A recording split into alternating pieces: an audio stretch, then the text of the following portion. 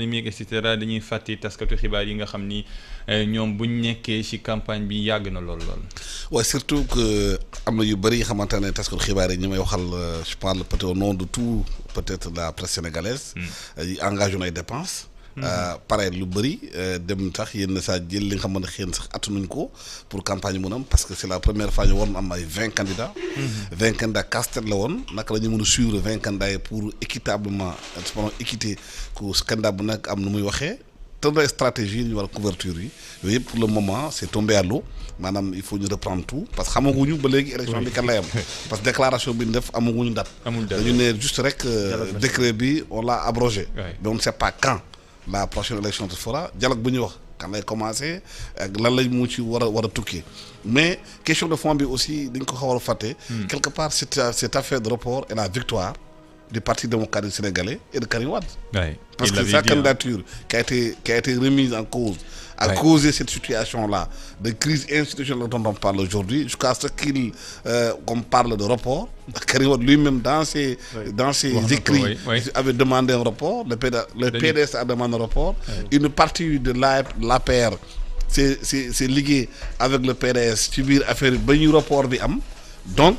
quelque part, on est en train de voir, est-ce que la recomposition de la famille libérale dont on parlait, Ablaye qui avait dit qu'il veut que les libéraux se pouvoir pendant 50 ans, est-ce que c'est pas une passation de pouvoir qu'on veut faire entre le PDS et les gars de la PRI La démarcation aujourd'hui des alliés de Benno Bokk Yakaar qui sont de la gauche, lan lay joxe, tout ça da lay woon aujourd'hui daal, quelque part, Karim Wade a obtenu ce qu'il a voulu par rapport à cette élection présidentielle loolu mooy dëgg parce que accuser des juges de corruption est tellement grave dans un pays comme le Sénégal et sans preuve parce qu'il n'y a pas encore de preuve claire des juges qui sont connus comme étant parmi les juges les plus incorruptibles de ce pays-là qui ont fait leur humanité dans ce pays-là qui ont le respect de la plupart des Sénégalais et ce qui est extraordinaire dans tout ça c'est que l'un des juges Cheikh Tidiane Coulibaly quand même a été l'un des juges qui a le plus libéré Ablaye Wade quand Wade a été pris dans la masse au Sénégal aujourd'hui non-lieu en tant que juge d'instruction dans l'affaire Me Babacar Seye dans d'autres affaires de réunion ou bien d'association sans autorisation il a été aussi le directeur de cabinet d'Ablaye Wade quand il était ministre d'État de Mame Madior Boye cette personne-là qui est connue comme étant l'un des juges les plus intègres du Sénégal soit accusé comme ça avec une accusation aussi infamante et sans preuve crée cette crise-là jusqu'à ce qu'on arrive à une situation où l'élection est entre guillemets repoussée il faut quand même dire que les manœuvres du PDS et de Karim Wade ont abouti. Et que cette accusation soit considérée comme un motif suffisant pour reporter la présidentielle. C'est suffisamment. En parlant aussi de la candidate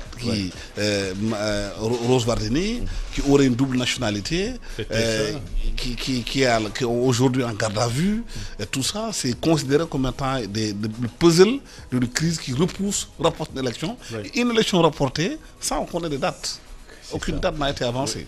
On ne sait pas si c'est 1 an, 2 ans, 3 ans, 4 ans, 5 ans, 10 ans, on ne sait pas. On ne sait pas non plus si c'est le dialogue national appelé par le chef de l'État qui doit jeter les bases vers cette présidentielle ou pas. On ne sait pas. Oui, mais combien de fois on a dialogué dans ce pays? C'est-à-dire que c'est la suspicion qui est renforcée en quelque sorte. Les dialogues qui ont été initiés au Sénégal depuis pratiquement 2012 jusqu'à aujourd'hui. Et si ça aboutit à ça, à quoi on servait au fond à la fin de compte ce dialogue? À quoi ça servi? C'est ça. Thiam la sant xam naa ni day añ suñ ko amoon rek tëj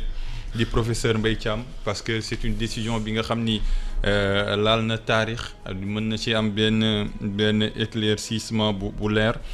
di professeur Mbaye Thiam ñu ngi koy xaarandi 15h10 moo boot si ñetti waxtu ci ngoon ñi gën a wasaare li nga xam ne mooy xibaar bu tukkee ci